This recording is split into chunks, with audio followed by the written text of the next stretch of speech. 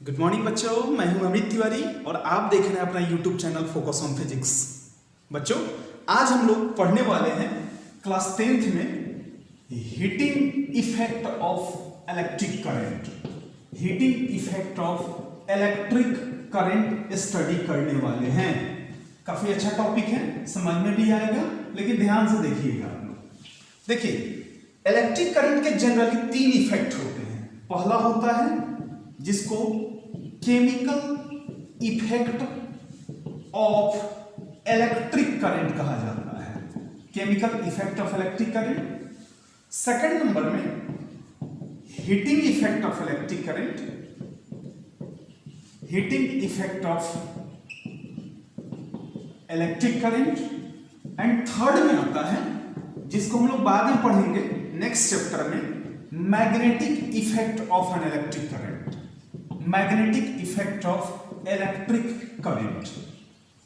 3 effect होते हैं ये। Chemical effect of electric current में हम लोग इलेक्ट्रोलाइसिस के बारे में या इलेक्ट्रोप्लेटिंग के बारे में, इलेक्ट्रोलाइसिस और इलेक्ट्रोप्लेटिंग के बारे में स्टडी करते हैं। इलेक्ट्रोलाइसिस और इलेक्ट्रोप्लेटिंग के बारे में स्टडी करते हैं। Magnetic effect of electric current में हम लोग इलेक्ट्रिक करंट से मैग्नेट कैसे बनाया जाए उसके बारे में स्टडी करते हैं। और ये जो है heating effect of electric current, आज का हमारा यही टॉपिक है, heating effect of electric current. तो आखिर ये होता क्या है heating effect of electric current, इसके बारे में जाने हम। देखिए, जब किसी भी कंडक्टर से इलेक्ट्रिक करंट पास कराया जाता है तो वो कंडक्टर कुछ समय के बाद गर्म हो जाता है, हीटेड हो जाता है। इलेक्ट्रिक करंट के इसी फेनोमेना को क्या कहा जाता है? Heating effect of electric current कहा जाता है। यानी कैसे कह सकते हैं कि when electric current passed through a conductor, it get heated. This effect of electric current, this effect of electric current is called heating effect of electric current, called heating effect of electric current। उसको heating effect of electric current कहा जाता है। तो आखिर किसी conductor से electric current पास कराने पर वो कंडक्टर गर्म क्यों हो जाता है, हीटिंग इफेक्ट प्रोड्यूस क्यों होता है, इसके बारे में हम लोग अच्छे से स्टडी करेंगे, जानेंगे कि कारण क्या होता है, इसका मेन कारण क्या होता है। फिलहाल इतना देख लिया हम लोग कि इलेक्ट्रिक करंट के 3 इफेक्ट होते हैं। पहला chemical effect of electric current, दूसरा heating effect of electric current, और थर्ड जो होता है magnetic effect of electric current. तो हम लोग अभी heating effect of electric current study करेंगे कि when electric current pass through a conductor it get heated, this effect of electric current is called heating effect of electric current। यानी किसी भी conductor से जब इलेक्ट्रिक करंट हम पास कराते हैं तो वह कंडक्टर कुछ समय के लिए, जब तक इलेक्ट्रिक करंट पास हो रहा है तब तक के लिए वो गर्म हो जाता है, हीट हो जाता है, और इलेक्ट्रिक करंट के इसी इफेक्ट को क्या कहा जाता है? Heating effect of electric current कहा जाता है। तो इसका कारण जानते हैं कि ऐसा होता क्यों है, ऐसा क्यों होता है, इसके बारे में हम लोग अच्छे से जानते हैं। सपोज कीजिए कि हमारे पास एक कंडक्टर है, यहां पर एक कंडक्टर अवेलेबल है। आपको पता है कंडक्टर के अंदर फ्री इलेक्ट्रॉन्स होते हैं। अगर वो मेटल हुए तो उनके अंदर फ्री इलेक्ट्रॉन्स प्रेजेंट होंगे, जिनका कोई डायरेक्शन फिक्स नहीं होगा, मूव करने का कोई भी डायरेक्शन फिक्स नहीं होगा। अब क्या करते हैं, इसको हम एक सेल से कनेक्ट कर देते हैं। ध्यान से देखिएगा, एक सेल से कनेक्ट कर दिए, एक निगेटिव और एक यहां पर पॉजिटिव के साथ कनेक्ट कर दिए। अब ये निगेटिव टर्म, तो ये टर्मिनल निगेटिव हो गया और ये टर्मिनल क्या हो गया? पॉजिटिव हो गया। अब इलेक्ट्रॉन भी निगेटिव चार्ज कैरी कर रहा है, यहां पर भी निगेटिव चार्ज है, तो इस निगेटिव और इस निगेटिव के बीच में क्या होगा? रिपल्सन होगा, और इस निगेटिव और इस पॉजिटिव के बीच में अट्रैक्शन होगा, और इलेक्ट्रॉन का एक फिक्स डायरेक्शन बन जाएगा निगेटिव टू पॉजिटिव, यानी कि lower potential to higher potential, इसका फिक्स डायरेक्शन फॉर्म हो जाएगा। लेकिन जब हम इस इलेक्ट्रॉन को एक्सटर्नल सोर्स ऑफ एनर्जी दे करके एक फिक्स पोजीशन में लाने की कोशिश करते हैं तो ये इलेक्ट्रॉन इसके अंदर प्रेजेंट इलेक्ट्रॉन्स आयंस और एटम से टकराते हैं।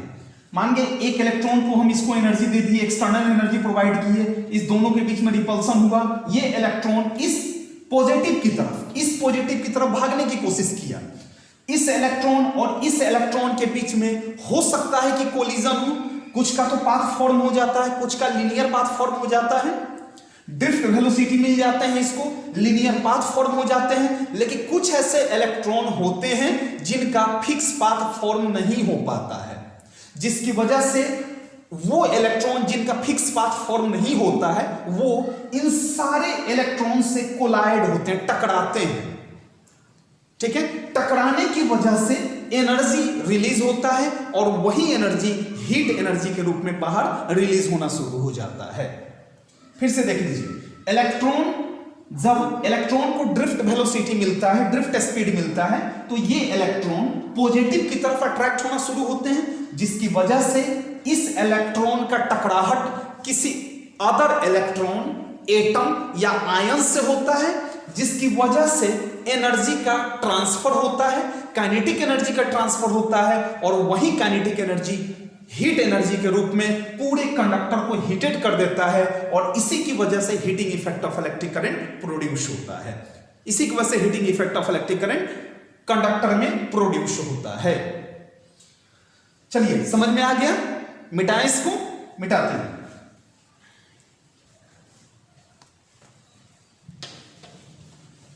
देखिए, कुछ स्टेप्स हैं जिसमें पता आपको चलेगा कि हीटिंग इफेक्ट होते समय क्या क्या स्टेप्स होते हैं जिसकी वजह से हीटिंग इफेक्ट प्रोड्यूस्ड होता है। तो मैं स्टेप्स लिख दे रहा हूं कि ऐसा क्यों होता है, ठीक है ना, क्यों ऐसा होता है हीटिंग। देखिए, स्टेप फर्स्ट स्टेप में ध्यान दीजिएगा, लिखेंगे when current flows through conductor, when current flows through conductor, electron collide with other electron, ions और atoms, आयन और एटम से टकराते हैं। सेकंड स्टेप में टकराएंगे, सेकंड स्टेप में देखिए, एट ईच कोलिजन, हर एक टकराहट पे, at each collision a part of kinetic energy of electron, kinetic energy of electron, या ऐसे कह सकते हैं kinetic energy of moving, kinetic energy of moving electron get converted into heat में कन्वर्ट हो जाता है। और स्टेप 3 और लास्ट होता है कि द हीट प्रोड्यूस्ड, देखिएगा हम समझा भी दे रहे हैं, इसको लिख करके फिर समझा भी दे रहे हैं। The heat produced by collision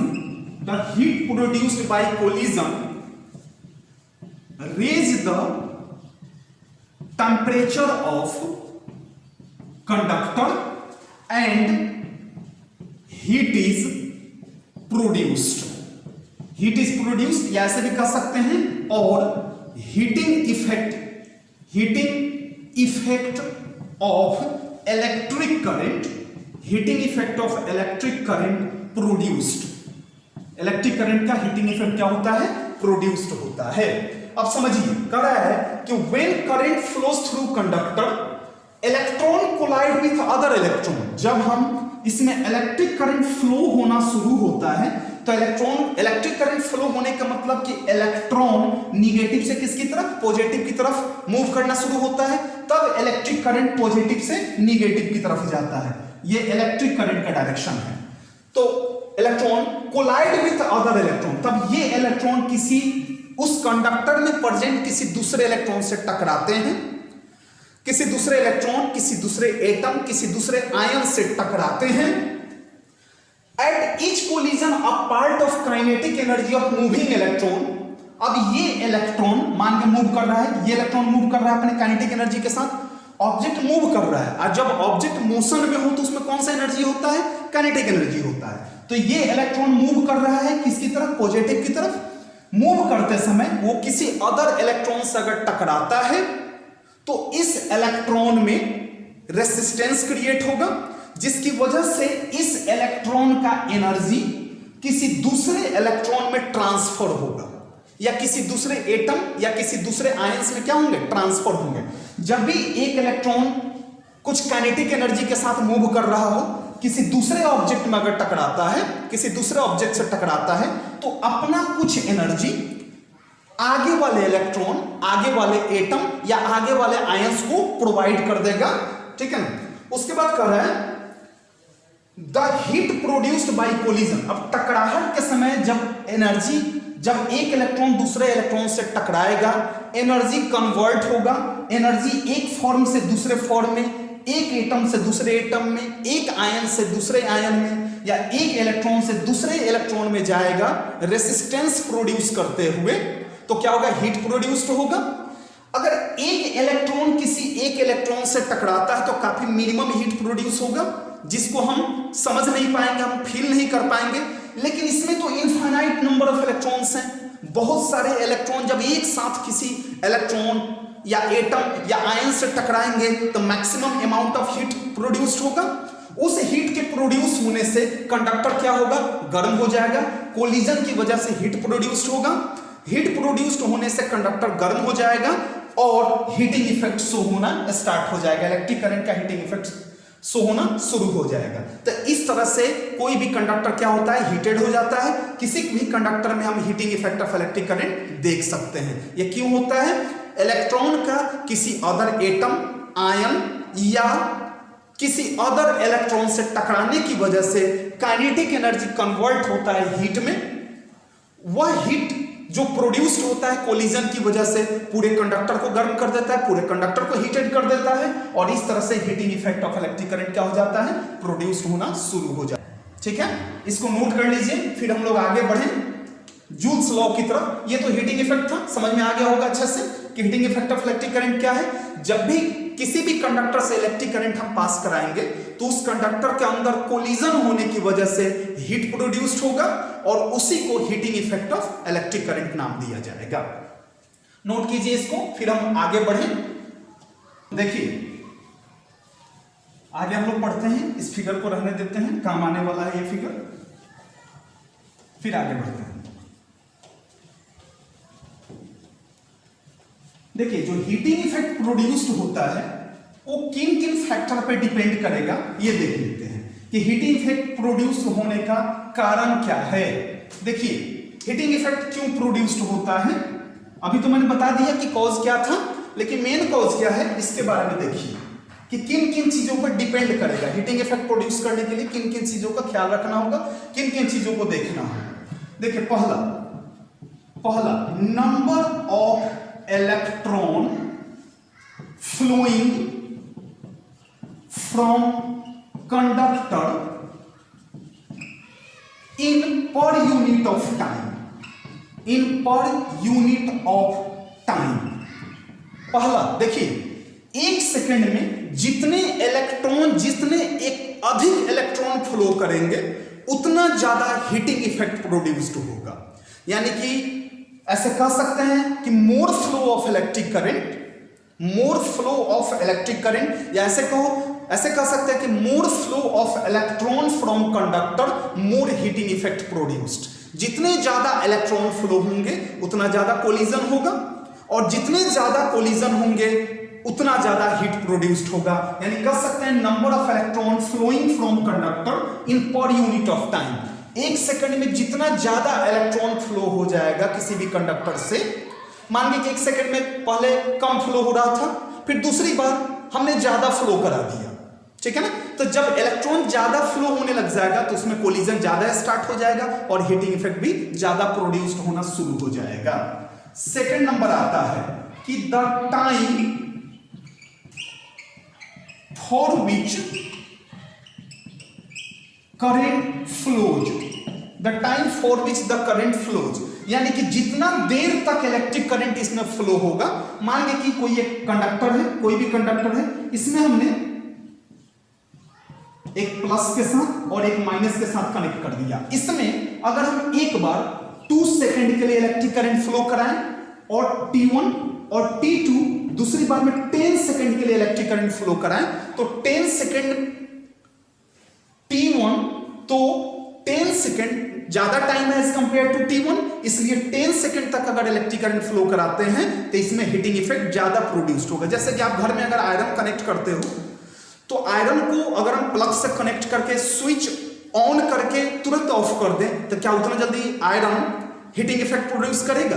नहीं कर सकता है। उसके लिए कुछ टाइम देना पड़ता है, कुछ देर तक स्विच ऑन रखना पड़ता है, तब जाकर के आयरन धीरे धीरे गर्म होना शुरू हो जाता है। यानी कि जितना लंबा टाइम का गैप देंगे, जितना ज्यादा देर तक इलेक्ट्रिक करंट फ्लो कराएंगे, उतने मैक्सिमम टाइम के लिए हीटिंग इफेक्ट प्रोड्यूस होगा, उतना मैक्सिमम हीटिंग इफेक्ट प्रोड्यूस होगा। आई बात समझ में ना? तो ये क्या है कि the time for which current flows, ठीक है। और थर्ड नंबर में देखिएगा आता है कि resistance of conductor, resistance of conductor, यानी कि दो वायर ले लिए, एक वायर का रेसिस्टेंस ज्यादा है, दूसरे वायर का रेसिस्टेंस कम है, तो जिसका रेसिस्टेंस ज्यादा होगा उसमें इलेक्ट्रॉन का अपोजिशन ज्यादा होगा, और जिसमें इलेक्ट्रॉन का अपोजिशन ज्यादा होगा उसमें कोलिजन मैक्सिमम होगा, हीटिंग इफेक्ट ज्यादा प्रोड्यूस्ड होगा। यानी कि जिस कंडक्टर का रेसिस्टेंस ज्यादा होगा उस कंडक्टर में हीटिंग इफेक्ट भी मैक्सिमम प्रोड्यूस्ड होगा, जिस कंडक्टर का रेसिस्टेंस कम होगा उसका हीटिंग इफेक्ट भी मिनिमम होगा।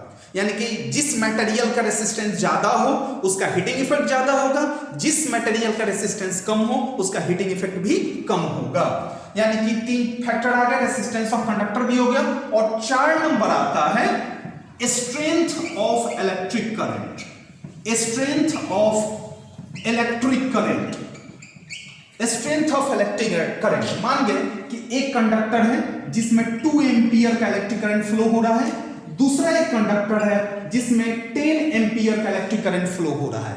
किसका स्ट्रेंथ ज्यादा है? इसको A मान लीजिए, इसको B मान लीजिए। तो मटेरियल A का, कंडक्टर A का इलेक्ट्रिक करंट का स्ट्रेंथ ज्यादा है, तो इसमें हीटिंग इफेक्ट ज्यादा प्रोड्यूस्ड होगा, इसमें हीटिंग इफेक्ट ज्यादा प्रोड्यूस्ड होगा, और 2 एम्पियर वाले में हीटिंग इफेक्ट कम प्रोड्यूस्ड होंगे। हीटिंग इफेक्ट प्रोड्यूस होगा लेकिन कम प्रोड्यूस होगा। जब भी इलेक्ट्रॉन का फ्लो स्टार्ट होगा किसी भी कंडक्टर से तो हीटिंग इफेक्ट प्रोड्यूस होता है, लेकिन किसी कंडक्टर में कम प्रोड्यूस हो सकता है और किसी कंडक्टर में ज्यादा प्रोड्यूस हो सकता है। होगा तो जरूर, किसी भी हालत में होना है, ठीक है ना। तो ये था, क्या था पहला कि number of electron flowing from conductor in per unit of time. जितना ज्यादा इलेक्ट्रॉन फ्लो होगा किसी भी कंडक्टर से 1 सेकंड में, या किसी भी कंडक्टर से जितना ज्यादा आप इलेक्ट्रॉन फ्लो कराएंगे उतना ज्यादा हीटिंग इफेक्ट प्रोड्यूस होगा। दूसरा था जितना देर तक आप इलेक्ट्रिक करंट पास कराएंगे, जितना टाइम टेकन लेंगे उतना ज्यादा हीटिंग इफेक्ट प्रोड्यूस होगा। थर्ड था कि कंडक्टर के रेसिस्टेंस पे भी, अगर कंडक्टर के रेसिस्टेंस ज्यादा है तो उसके पास अपोज करने की कैपेसिटी ज्यादा है तो वो ज्यादा हीटिंग इफेक्ट प्रोड्यूस करेगा। और 4 नंबर आता है स्ट्रेंथ ऑफ इलेक्ट्रिक करंट, जितना ज्यादा इलेक्ट्रिक करंट का स्ट्रेंथ देंगे हीटिंग इफेक्ट उतना ही प्रोड्यूस होगा। अब इसको कंबाइन करके जेम्स प्रिस्कॉट जूल साहब ने अपना एक लॉ दिया 1841 में, 1841 में, जिसको जूल्स लॉ ऑफ हीटिंग भी कहा जाता है या joules law of heating effect भी कहा जाता है। तो उसको हम पढ़ने चल रहे हैं। इसी को एक साथ करके, ये 1 2 3 4 पॉइंट थे, इसमें से कुछ पॉइंट को निकाल कर उन्होंने एक फॉर्मूला दिया, एक लॉ दिया जिसको जूल्स लॉ ऑफ हीटिंग कहा जाता है। तो इसको मिटाएं बच्चों, आगे हम लोग पढ़ते हैं जूल्स लॉ ऑफ हीटिंग।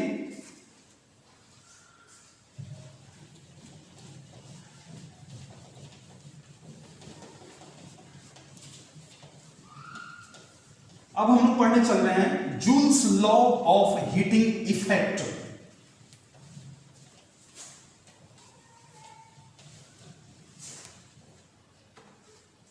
पढ़ते हैं बच्चे हम लोग joules law of heating effect, joules law of heating effect. Babu joule का पूरा नाम था जेम्स प्रिस्कॉट जूल, 1818 टू 1889, ठीक है। जन्म हुआ था 1818 में, डेथ हुआ था 1889 में, ठीक है ना। ये जूल्स लॉ दिया गया था 1841 में, किसके द्वारा? जेम्स प्रिस्कॉट जूल के द्वारा। तो देखिएगा, according to James Prescott Joule, according to James Prescott Joule, the heat produced, देखिएगा ध्यान से, the heat produced in a conductor, the heat produced in a conductor is, first number में directly proportional to square of strength of electric current, यानी कि heat directly proportional to I square. पहला हुआ first number में heat is directly proportional to I square, यानी कि जितना ज्यादा इलेक्ट्रिक करंट फ्लो होगा उतना ज्यादा हीट प्रोड्यूस होगा। अभी जस्ट मैंने इसके पहले बताया था आप लोगों को। सेकेंड नंबर में था कि directly proportional to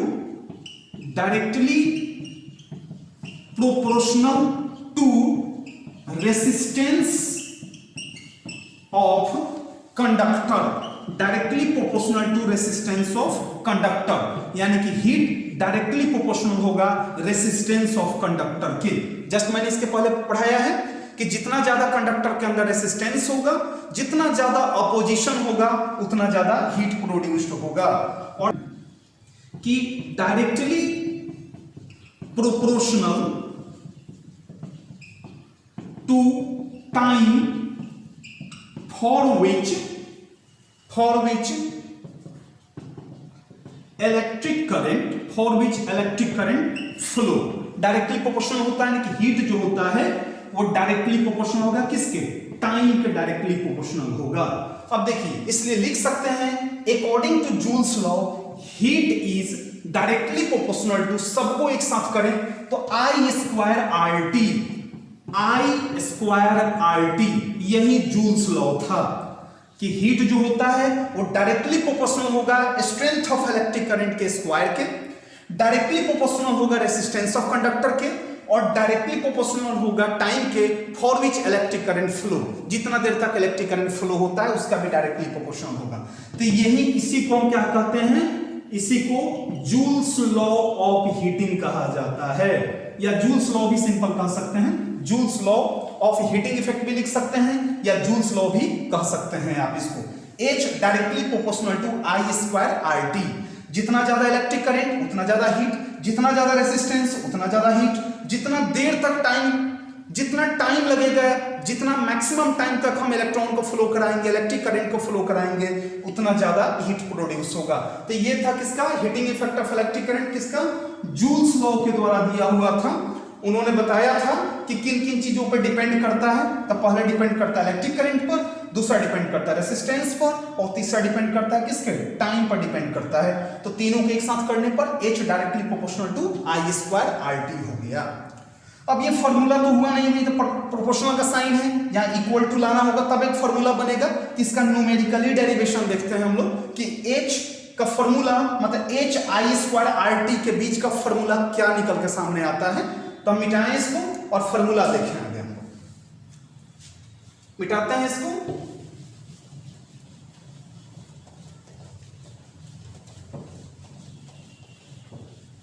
formula derive कर लेते हैं कि H is equal to I square R T होता है।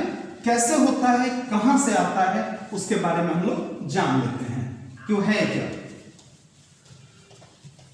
देखिए हम जानते हैं फॉर्मूला से कि I is equal to Q by T होता है, तो Q इज इक्वल टू लिख सकते हैं हम I into T, equation first. फिर V is equal to I R होता है, इक्वेशन सेकंड, ये पहले भी पढ़ चुके हैं आप लोग। ये ऐसे लिख सकते हैं numerically derivation of Joule's law, numerically derivation of Joule's law, Joule's law का न्यूमेरिकली डिराइव किया जा रहा है। तो I equal to Q by T, Q equal to I into T, पहले पढ़ चुके हैं हम लोग।